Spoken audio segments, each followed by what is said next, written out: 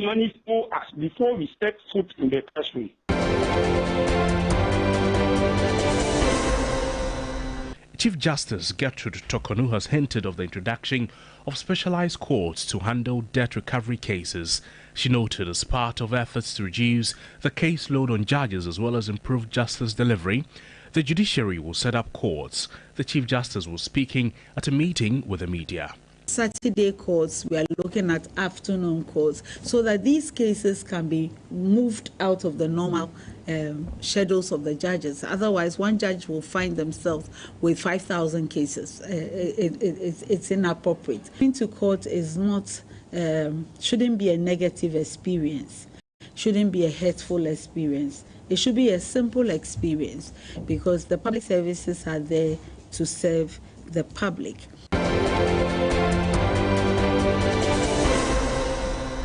The flag bearer of the governing New Patriotic Party, Dr. Mahamudu Bawumia, says he intends to reduce electricity tariffs and promote the use of solar power.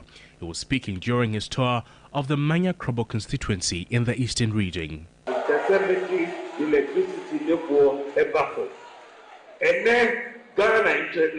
was so because oil and gas and produce electricity.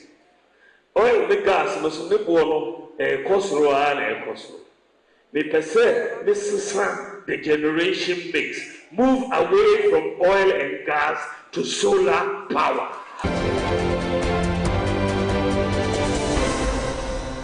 The overlord of the Gonja traditional area, Yagbonwura Bui Kunuto Swale Jewu, in consultation with the Sonyowura and his elders, has lifted the suspension on Damango MP Abujinapo. The Yagbonwura on Sunday, July 21, placed a ban on the Damango lawmaker Abujinapo from visiting any palace in Gonja land. The king mentioned insubordination, disrespect, abuse of government powers, and interference in traditional matters as reasons for the ban.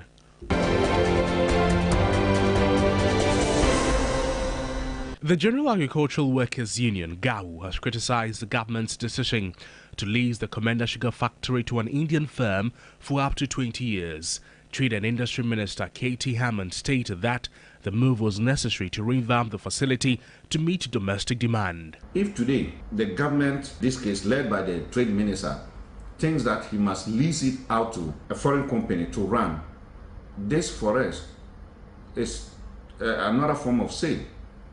Because why are we leasing it out? Is it that there are no competent Ghanaians to run the factory or what? Why would Ghana build a factory and then allow it to waste for 8 years? Even though I'm not a technical person, it is common sense that when machinery is kept on use for many years, it will run down.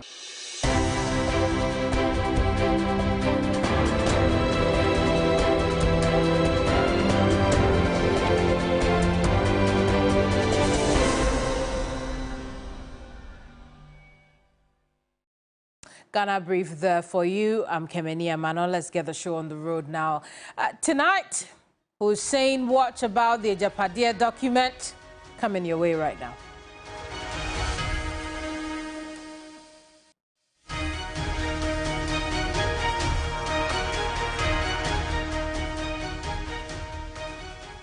Now, President Akufo-Addo has denied allegations of state capture in what he described as a fabricated document by his opponents circulated to undermine his political career. The president, who is speaking at a forum on misinformation and disinformation, gave life to the circulating 38-page document titled Agyapadie, which roughly means properties. In the run-up to the 2008, 2012, and 2016 presidential elections, and Madam Sani, I'm not here to settle scores, I was the target of numerous false and malicious stories aimed at attacking my credibility and integrity. In 2008, baseless allegations of drug trafficking were spread, along with numerous rumors about my health intended to cast doubt on my ability to serve as president. President Kufuor was also accused in 2008 of having sold all of Ghana's gold reserves. Again, the 2012 election saw false reports of my alleged arrest in London for drug possession and fabricated quotes designed to stir ethnic tensions. In 2016, it was alleged by sympathizers of the opposition that I had killed my late wife. Today, with a few months to the December 2024 elections, they are at it again. A fabricated document entitled Agyapadie is being peddled around by operatives of the opposition as evidence of a grand scheme by my party to annex the state, the assets of the state. These experiences underscore the importance of discerning truth from falsehood and the need for all of us to remain vigilant against the dangers. Now, President Akufo-Addo isn't the only one who has been or found himself on the defense. Ochehene Osajefo Amwetio for Repaying, whose pensive image is splashed on the first page of the document, has also been forced to dissociate from it.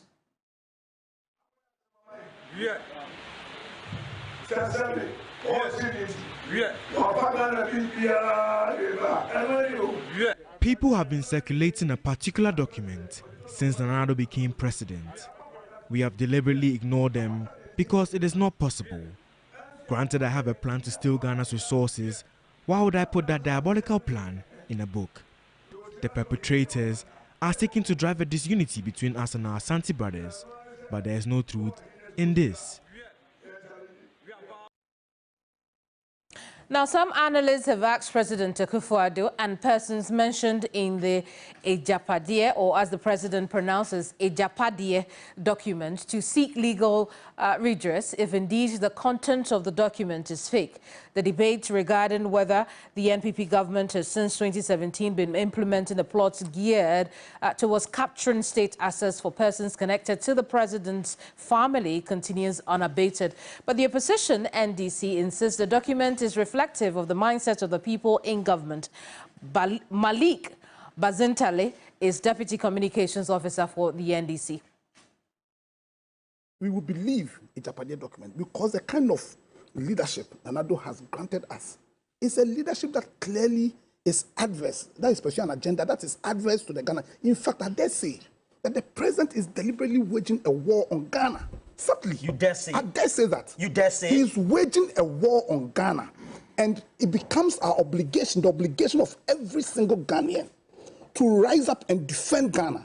Yeah, because if you are pursuing an agenda that undermines our democracy, if you are pursuing an agenda that has deliberately created a parochial political culture, thus undermining our democracy, then you are waging a war against the country. This document is the mindset of greed. It is the mindset of wickedness. It is the mindset of cruelty, selfishness, and how a particular family seek to will this country and the future of this country, together with all its resources, to their descendants, as inscribed in the foreword of this particular Agyapadie document. To our future made up of the present and the unborn, for whom this will of a nation is being prepared. To our foremost king, Oforipenyi, the progenies spread across this world, for whom and to whom alone this sacred document is prepared. We were made to live in the shadows of the descendants of people who never defeated us in a war, while the Asante kingdom was uplifted to put us in the shade. Serious. I said the picture of them is on the document. They should have taken it to court to disassociate themselves from it. The president is a lawyer. They have taken it to court to disassociate themselves. Have they done it? They haven't. So we take it that what is in this document is what they believe in. When you look at it and what you move page by page, sector by sector, when you come to insurance, the evidential proof shows that at least is the reality. And that is where the president needs to help all of us to diffuse our mind if it is not true. I'm saying that he's waging a war on Ghana. And the Constitution calls on all of us Ghanaians, to stand and defend the integrity of this Constitution. And we must fight for the integrity of this country by ensuring that this devilish familiar spirit agenda, led by Nanado, enabled by the MPP, and his media people, we must do everything in our power to ensure that this war that is being waged against our country fails. So you've heard the arguments from the commentators. Let's show you the document and why the NPP and the NDC and indeed the other political parties can't see eye to eye here. Except you see on your screen as it reads, to a future made up of the present and the unborn, for whom this will of a nation is being prepared, to a foremost king of repaying the progenies spread across this world, for whom and to whom alone this sacred document is prepared. That's how it opens, but there's more. On the banking sector, on investment, it touches on Data Bank, and it says that Data Bank Financial Services has been playing the role of transaction advisor in major government deals, while the enterprise group is the main insurer of government assets. When we have finally captured the command and control sectors of the country for our private use, we would then be in a better position to wield the necessary political and economic muscle to manage the destiny of this country under the reign of the House of Oforipenyi.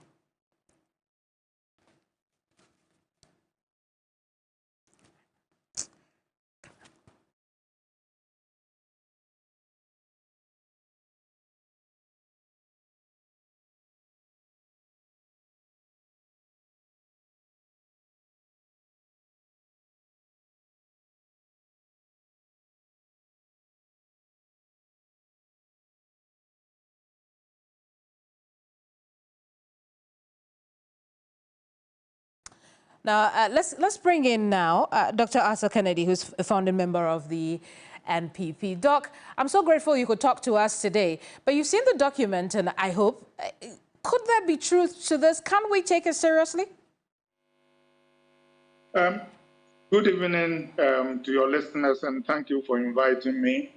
Yes, I think we can take it seriously, and I've listened to the president's comments. They are serious comments. He had very substantive things to say. I actually can vouch for some of the complaints that he made, because as chairman of the MPP Communications Committee, I was one of the people tasked with defending him. Even later on, when people made allegations about age and others, I defended him vigorously, just as I did during allegations against J.B. Dankwa. But having said that, those who seek equity must come with clean hands. The president was a little one-sided in his recitations. I remember former President Mahama talking about 2016, people saying he had hotels and he had done all kinds of things. But even before they took that to President Mahama, President Mills suffered attacks like that. And not only that, even before 2016, some members of the president's own party suffered these kind of vicious attacks, either directed, inspired by the president or benefiting the president, and he didn't do anything about it. I'm talking about, for example, and there are a lot of examples, the allegations against Paul Afoko, for grounds of which now his brother, Gregory Afoko, has been in jail for about 8 years on trumped-up charges, that were made really because of the crime of Paul Afoko winning the MPP chairmanship. So the president made very substantive points, but if he is going to be taken seriously, his allegations must be even-handed. I think that these kind of attitudes have been with us since the inception of our republic. During Nkrumah's time, charges were trumped up against people who ended up in detention. The people who did a 1966 coup accused Nkrumah of amassing wealth, and we ended up finding nothing. And as far as Agyapadie is concerned, actually, I would have agreed with the president maybe about a year ago. When I first heard about Agyapadie and I read it, sent to me by an insider of the government, I dismissed it on a number of grounds. I said it was too esoteric. I thought that the grammar and spelling and the elegance, knowing some of those who are associated with it, I just thought that they would do a better job of writing. But the problem is that as time has gone on, there are things in the document that has been borne out. So if it was indeed a fake document, whoever prepared the document has very good prophetic skills, because a lot of the things that they predicted are coming true. So it is very difficult to look at these things that are coming true about data bank, about the insurance industry, about the MPP flag bearership, and still believe that there is no element of truth in that document. Very well. But having said, So what I want to understand, I mean, you have rightly said that when you originally read this, you had defended that this couldn't happen. But as time went on, you have seen how some of those things written in that document have really come into reality. How does that make you feel about the NPP?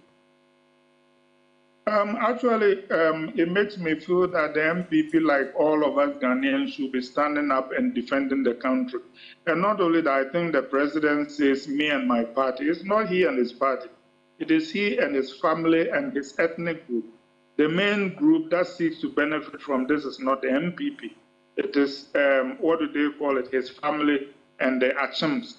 So they all have a duty to help us, clear their names. And I noticed that some of the commentators were saying that, oh, the president could go to court to vindicate his name. And I actually think there is a good point to that, because the president controls a lot of the communication apparatus in the country. So I am shocked that this document has floated around for over a year and he has now deigned to address it. But having said that, of course, President Mahama could have gone to court in 2016 when they talked about his hotels in Dubai, etc. He didn't do that. The thing is that, respectfully, you as a media person must take part of the blame. This is the kind of thing where in advanced countries where things work, they call something fact-checking, that media people have had enough time to have investigated and vindicated or debunked the various aspects of this Agyapadie document. So the media has failed us. But having said that, we should presume that the document is true because major parts of it are unfolding right before our eyes. Indeed. We cannot disbelieve something that is happening in front of our eyes. Right. So Doc, you want us to take this seriously? I suppose that an investigation should go into this matter, but by who? There are a number of things. First, the media. This is actually the kind of things whose investigation in the U.S. have won people Pulitzer Prizes and made them famous. So there are a lot of Ghanaian journalists that I talked to have taken something like this up. Having said that, apart from the media, I think that there are law enforcement agencies, UOCO and all these people who, for example, were targeting people like Frimpong Kwati and Cecilia Dapa and others. These are substantive things that you think one of these agencies or even the Attorney General's department look into. And Parliament, this is a document that says that there will be changes in the insurance industry. It talks about forming companies, putting our minerals under the control of companies that are not registered yet. Enough of these things has happened that if we were a serious country, Parliament or some other body would inquire into this to establish the veracity or otherwise. I see. I want us to look at a couple of things in the document. Apart from the attention given to the banking sector, the natural resources of our country, investment, they also look internally at the party themselves and how they can bring down their own people. They also look at their relationship, building a stronger relationship with Russia instead of the U.S. Let's look at the first part. Is the NPP capable of doing that? Doing what? I mean, bringing down their own people within the party for political gains? They've been doing that for a long time. I mean, the only reason why Afoko is in prison is because his brother dared to contest as MPP chairman and to get elected as a governor on merit. All the charges against him were trumped up. So we've done it against our own people. I mean, Kwame PNM's disqualification from a presidential campaign that ended up in the Supreme Court. A lot of people thought that there were fine MPP hands behind them. So on and on, my vilification, putting things in my mouth that I have never said, was orchestrated by MPP functionaries. So can the MPP do things against their own people? Yes, they can. Just like the NBC can do things against their own people with former President Rawlings sitting on the balls of somebody who has a spy and whose name we won't mention. So there is a lot of vindictiveness in our politics on all sides. I see, but then let's look at the second part, that relationship they hope to build with Russia. What did you make of that? I am not sure how valid that part is. A document can be 90% accurate and then not completely accurate. I actually find it strange for that to be true because Nanado was in Washington begging the U.S. to help him deal with what is happening in Burkina Faso, who are trying to get closer to Russia. So I think that part of it bears a little more investigation.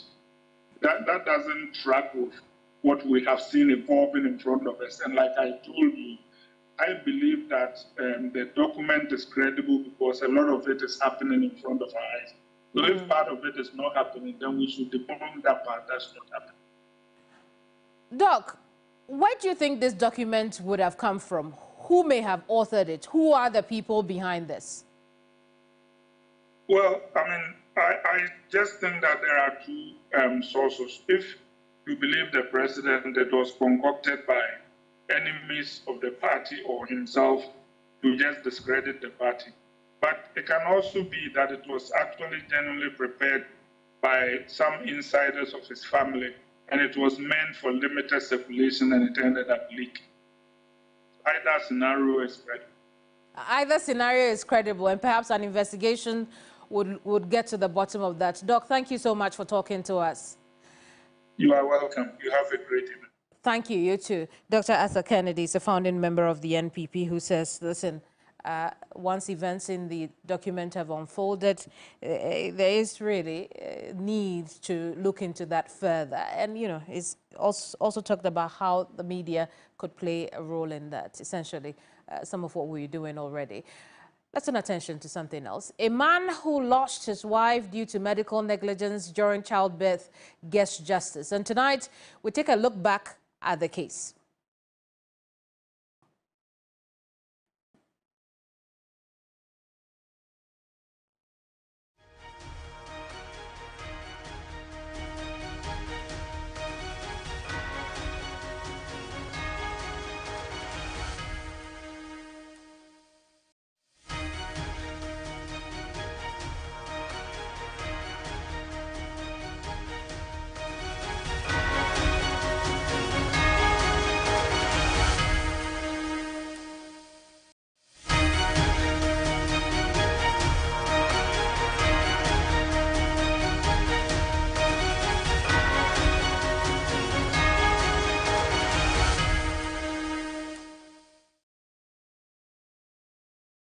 Tonight, a man walks away with 3 million cedis. It's a lot of money, but not enough to bring back his wife and newborn baby, both of whom he lost to medical negligence at the Greater Accra Regional Hospital 4 years ago. Mohammed Mustafa lost his 27-year-old wife after a cesarean section to deliver their baby in 2019. Baby could not be saved as a result of pregnancy complications. Mother died only hours after from thromboembolism. Now, Mustafa, who determined the death was due to negligence, sued the hospital, and after a 4-year legal battle, the court ruled in his favor.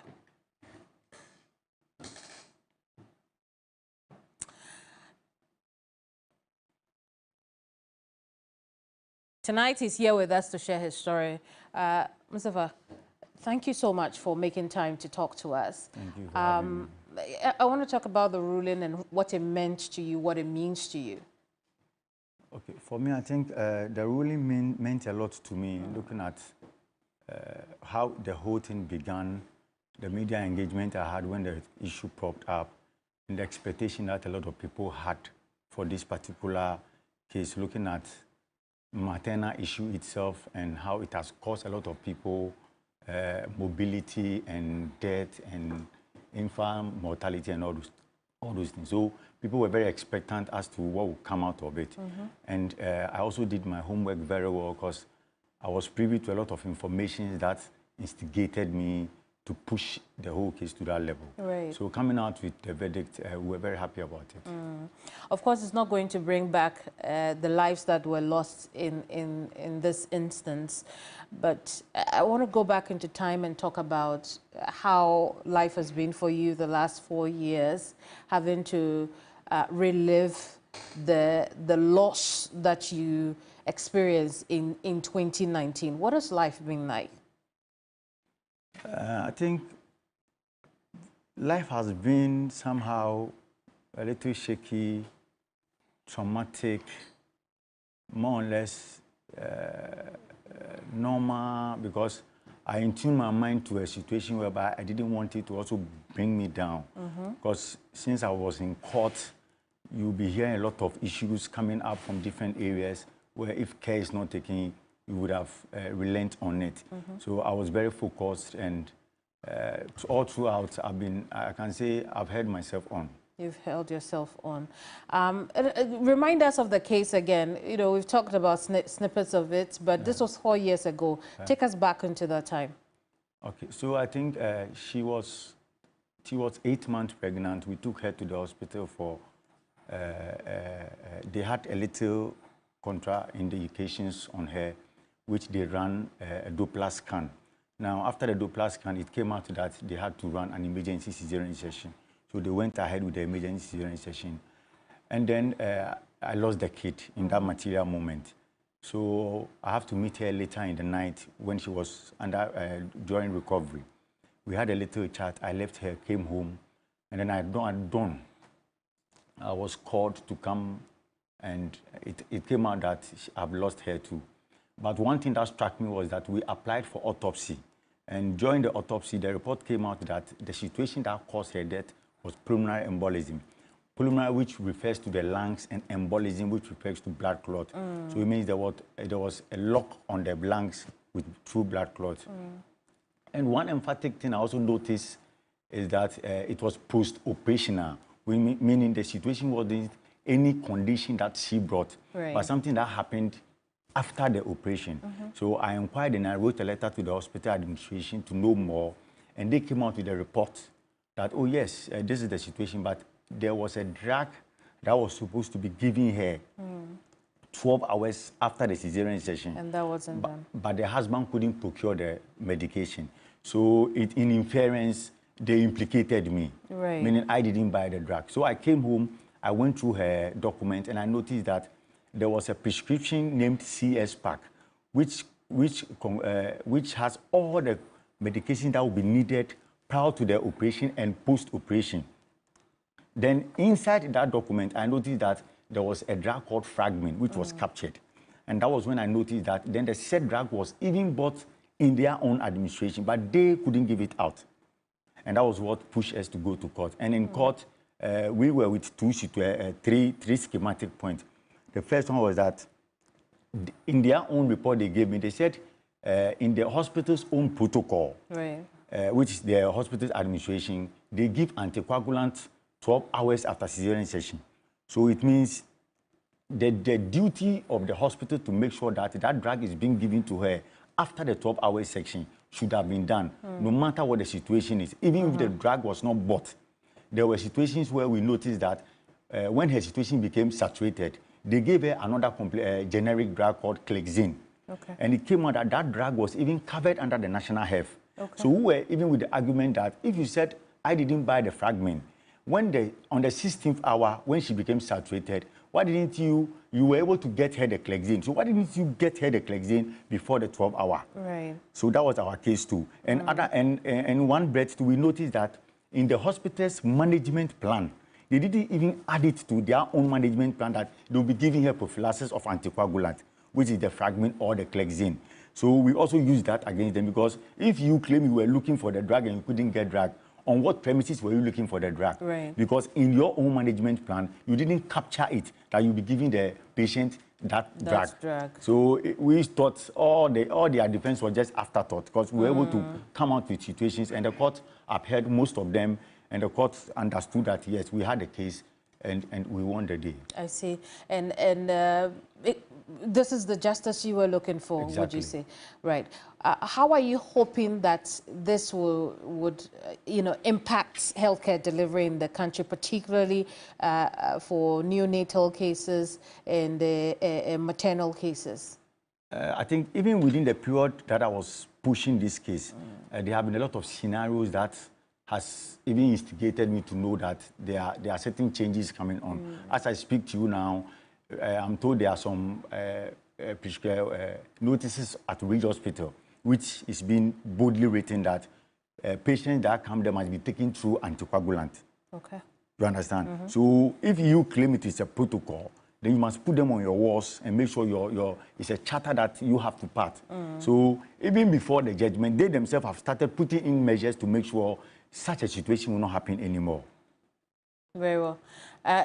Mustafa, just hold on for me. I want to go on to the telephone lines now and speak with Benjamin Techi Antiedu. He's a private legal practitioner and an author. Benjamin, thank you so much for joining us here. This case and the outcome of the ruling is justice served and a precedent set, isn't it?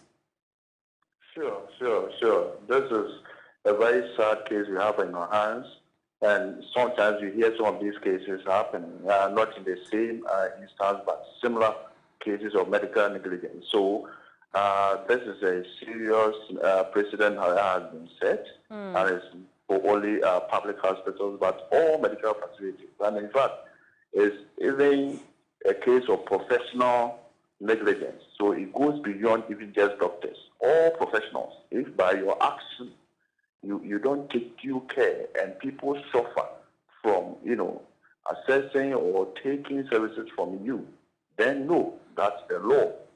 Maybe, calling aid to help. So this is a very good development, even though, let's say, even the amount given may never be enough to, replace life.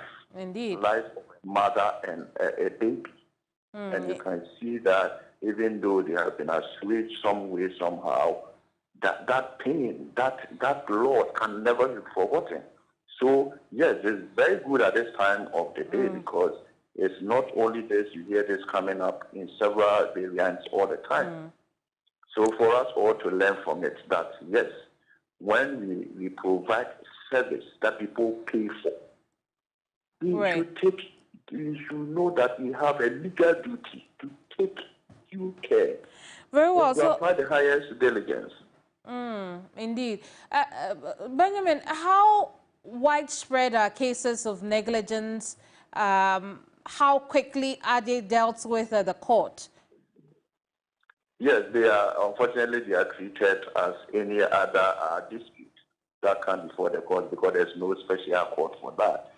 But of course, looking at the court giving a number of dockets will definitely place emphasis on this because this is where speed matters most because people have lost dear ones, are in grave pain. So I think the earlier they are handled, the better. But of course, if you want to call for special courts for every case, that may not be possible. But then I think our courts that are there to do justice will want to see where speed matters most as in this case. Indeed. The general sentiment among Ghanaians, and particularly patients, is that when I'm done wrong, I don't know where to go to seek redress. To seek redress. What education can you give them tonight? Yes, definitely the law going to court is like the obvious avenue. But besides that, there are administrative tribunals. You go to charge. You can go to charge and just complain. But I think the best place, if you want remedy, a legally supported remedy, then going to court is the way forward. And I think that even if you don't have the means to procure the service of a lawyer, you go to Legal Aid Commission, and they have some diversity of options that they can help. So let's help educate as you are doing, our patients and all of us. At least every member of the public is a patient. At one point in time, we all access medical facilities. So we learned that, yes, you have such remedy, and our health professionals also should know that they bear legal duty when they are dispensing such essential services. Very well. For all professionals, like lawyers also do, you have a case, a docket, you don't handle it, but your client can sue you for professional negligence. Indeed. And all that. Indeed. Thank you so much, Benjamin. Benjamin Techi Ntedu is a private legal practitioner and an author. Still with me here is Mohammed Mustafa, who today is getting justice for the loss of his his wife. Mustafa, what would be your last words to people who are watching you and perhaps even find themselves in a similar circumstance? I think listening to the lawyer, he made mention that if anyone finds himself in such a situation, they should seek redress with charge. For me, I think such situations move beyond charge.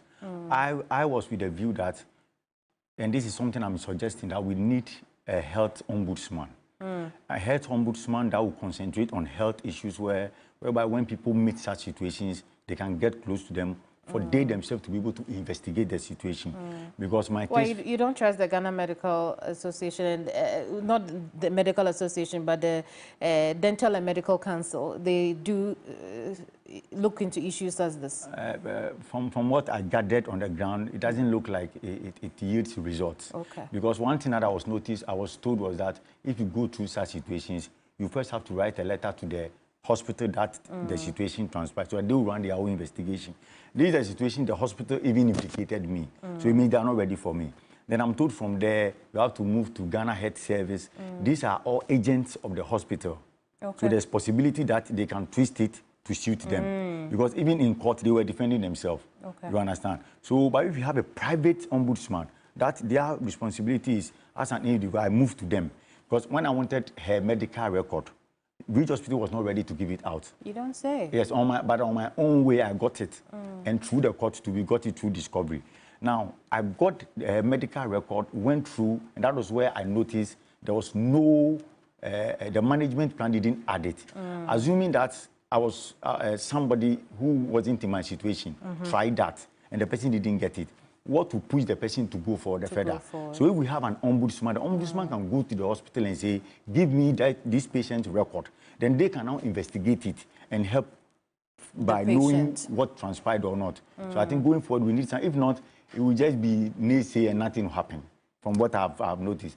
Ghana, you write a letter, they won't even reply you. We tried a lot of them, nothing came out of it. Mustafa, thank you so much for sharing your story again. And we wish you the very best. Thank you so much. Thank you. Mustafa Mohammed there. It's going to be a showdown. Stay on for that.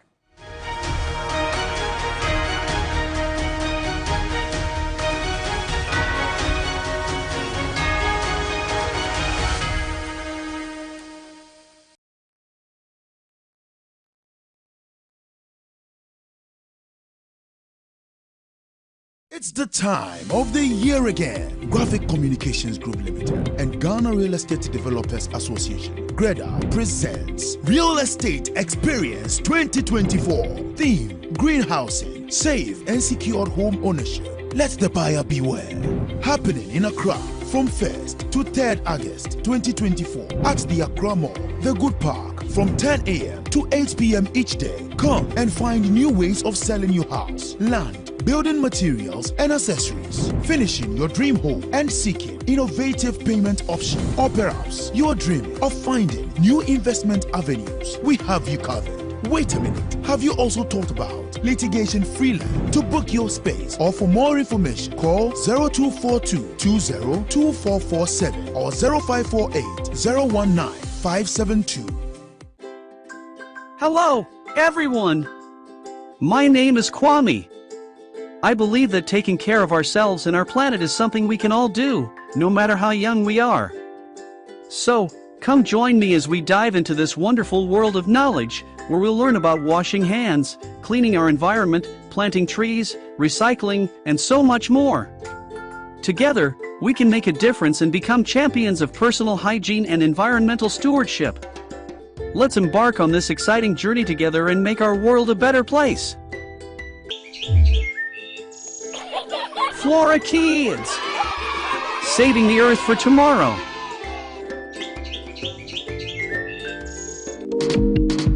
You'll ever taste.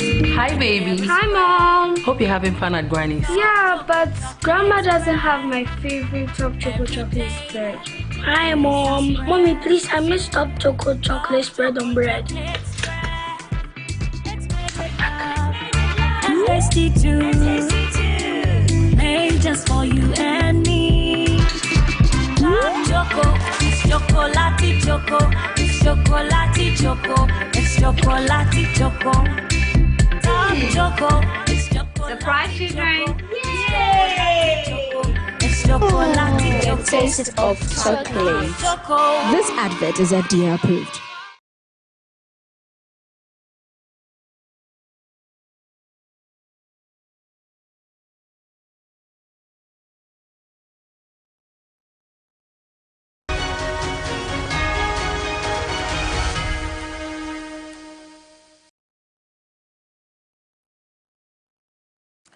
Welcome back. The minority is promising a showdown if the Speaker is forced to recall the House for an emergency sitting. Barely 24 hours after the Speaker adjourned the House 4 days ago indefinitely, the Majority Leader activated moves to have the House recalled for an emergency sitting. Minority Chief Whip Kwame Governs Agyapadie says the minority will frustrate government business if the Speaker is forced. What is the urgency of doing those things? So you list a lot of things, and I will recall you. When you recall the Majority Leader, bring 138 people when you do the recall. Otherwise, we'll prove to you that your inability to coordinate and to work as one people can hurt everybody. Are you suggesting to us that you will boycott the recall? When they recall, boycott, we shall be around, but he must bring 138 people on his side. Then unilaterally, out of frustration, you go and say, I'll recall you, and then the very first day we rise, you append a signature to a memo calling Mr. Speaker. When Mr. Speaker left the country, the very first day we adjourn. So what is the essence of your thing? So I'm saying that since he's decided to go solo, he should bring his 138 members. Bring your 137 to do 138 to do your business. Else they are going to lose everything. Well, I wouldn't say. I wouldn't. Oh well, I mean, you know how Parliament works. Exactly. You bring 138. Exactly. Every item we take vote a vote on it, as they have done also by calling for head count. We finish the voice vote. We do a head count. We shall see how it ends. I want to bring in Professor David Abdullahi, who is Senior Advisor at the African Parliamentarians Network Against Corruption. Prof, we meet again on this subject. Good evening to you. But listen, we see what is happening. What's the kind of response you were expecting or you thought you would see from the minority side, threatening that, listen, if the Speaker of Parliament is forced to bring the House back, to bring the legislators back, they will also ensure that government business is frustrated, unless the majority side is planning to return with all 137 plus 1 members on their side. No, I wasn't expecting a response, but I think I'm not surprised that they came back with a response, because they are equally frustrated. like I said, the break has been called, and probably some of their members might have traveled. So I think the response is more of a frustration on their side. I see. So we have government business on one side. We also have this impasse between the minority and the majority side. What would be the solution at this point, really, to ensure that neither side suffers? Government business must come first. But I think in this country, because of partisanship, everybody wants to, prove that, they have the upper hand. But then if you look at it based upon our current parliament, it is very, very difficult because the minority might be able to frustrate, the business of the House by the majority caucus. Because if for a certain reason the majority caucus does not have the numbers, it's going to go against them, or they will be frustrated by the minority in being able to do government business, which should be, what is important, that Ghana can progress. But again, it is, we don't know whether if the majority comes to parliament, whether they will have the numbers to be able to help get their businesses passed. It sounds like we are in for a showdown, like the minority side is threatening. But what action would you expect the Speaker of Parliament, Alban Sumana Bagbin, to take now? Well, of course, the Speaker has to show leadership, even though he might be frustrated. But in leadership, sometimes, you have to bite your tongue. You don't really come out swinging. You have to be a little measured. I think he will be measured in his, in his chairing of the event. I've always mentioned, and I'll maintain, that it should always be Ghana first, party second, not party first, Ghana second. Absolutely. If we stick to that, then our democracy we'll keep our fingers crossed and hope that the MPs, whichever side they belong, will keep Ghana first. But Prof, I'm going to have to say thank you and end our conversation here. It's always a pleasure talking to you. Professor David Abdullahi is Senior Advisor at the African Parliamentarians Network Against Corruption. We want to stay in Parliament and talk about one of our legislators. The Member of Parliament for Damongo and Minister for Lands and Natural Resources, Samuel Abujinapo, is now free to visit any chief's palace in the Gonja Kingdom. We have the full story for you right now.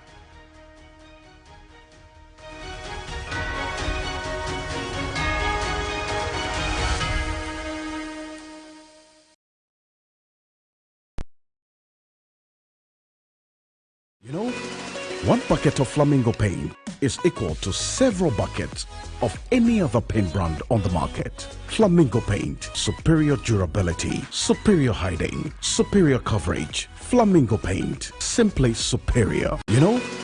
One bucket of flamingo paint is equal to several buckets of any other paint brand on the market. Flamingo paint, superior durability, superior hiding, superior coverage. Flamingo paint, simply superior. 75 days since the last day of last season. We are ready to do it all again. Phil Foden is having the season of his life.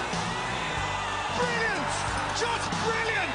That is quite something! Watch all the Premier League, La Liga and Serie A games on DSTV Compact for only 300 cedis a month. Everybody knows Agyapadie. And if you know Agyapadie, it means you know M-Punch Homeopathic Clinic. M-Punch Homeopathic Clinic is my pillar. Let's hear what others are saying about M-Punch Homeopathic Clinic. Who will be careful M-Punch one?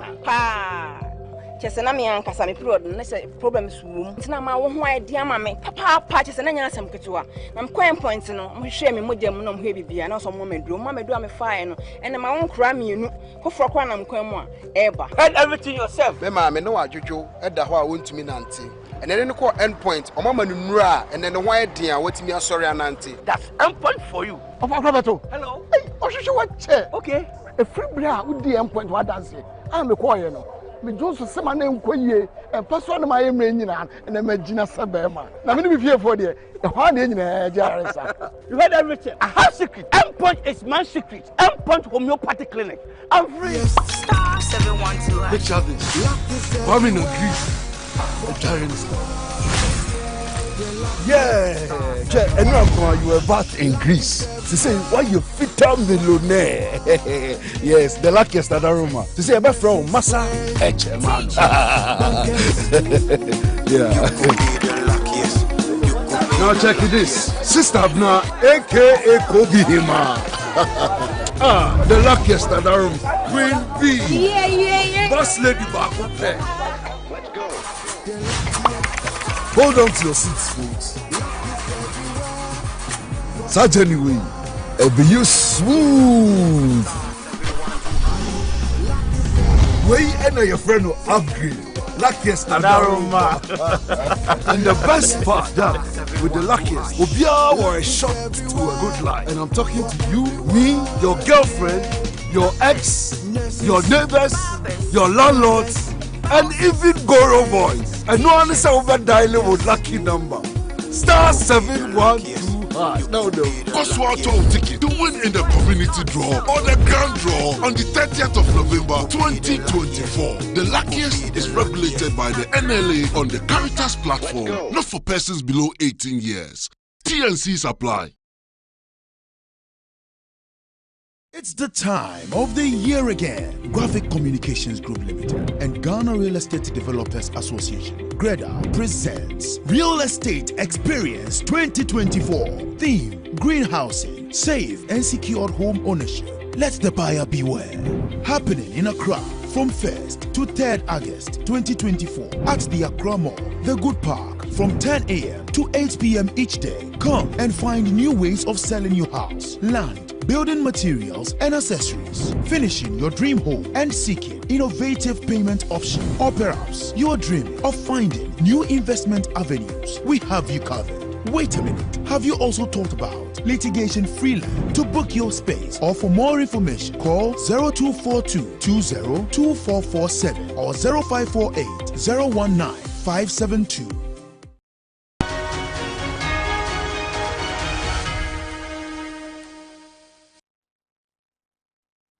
Welcome back.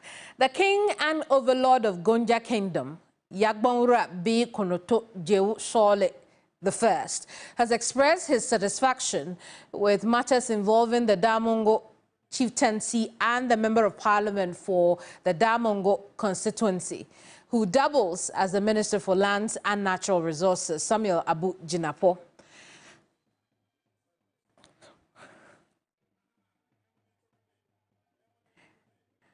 Well, indeed, Samuel Abu Jinapo is now free to visit Gonja land. Our Northern and Savannah regional correspondent, Christopher Mwakon, joins us with a bit more on this. Christopher, listen, how did they come to resolve this matter?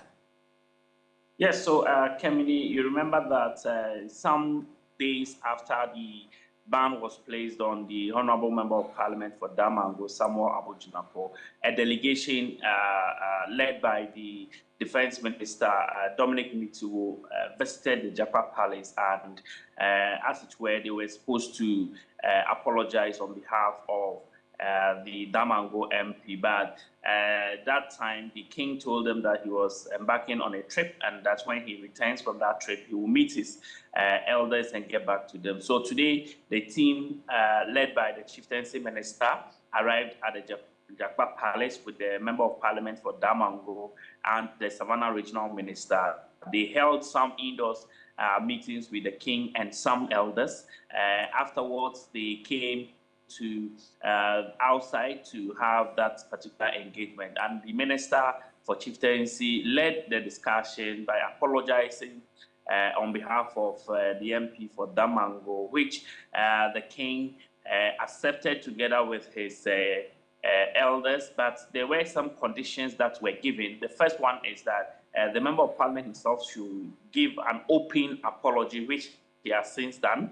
The second one is that he should recognize the Dam Angora as the substantive Dam Angora, that is Dam Angora Seydou Kelly, which he has indicated that he is continued to respect the chieftaincy institution, and so that is not big news for him. He's going to do it, and he will do it even better. Now, the last one has to do with the fact that the registrar of the Savannah Regional House of Chiefs, One Abotu Kapori, the Yegbora, has indicated that in April 2023, he wrote a letter to the chieftaincy minister indicating that the work that he's doing in the region does not conform with what he wants him to do and what he should be doing. So he wanted it transferred.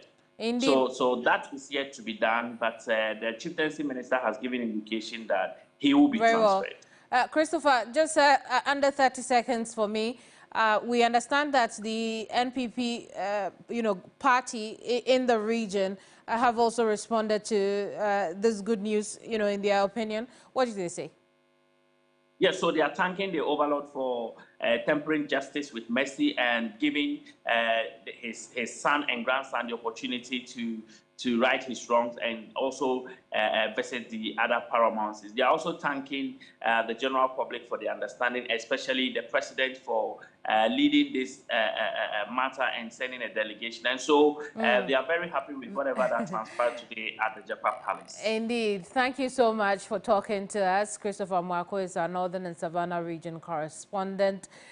But just before we go, come and celebrate your family on Founders Day holiday on the 5th of August at Gazebo Accra Games Park in Jawolunia, outside Academy. Don't miss out on the Carnival of Delight and the family celebration with games, excitement, and happiness. Unfortunately, we can't bring you any more on this, but I want to tell you what you can expect here tomorrow at 7 a.m. Let's take a look at key points. Let's see the lineup of panelists, and also, yes, we'll be talking about the probe into the ambulance spare parts deal.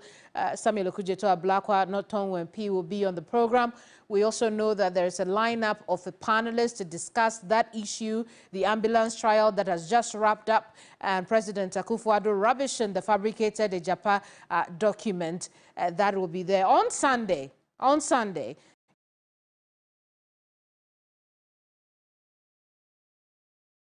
You should join me at 2 p.m. here on TV3. Join us in that very fiery conversation with the founder and leader of the Liberal People's Party of Ghana, Kofi Akpalu. We discuss issues of how God could be helping this country. You want to tune in for that. I'm almost swallowing my words because I'm out of time and I have to go. I'll see you same time next week here on Ghana Tonight. I'm Keminni Amanor. Have yourself a pleasant weekend. Good night.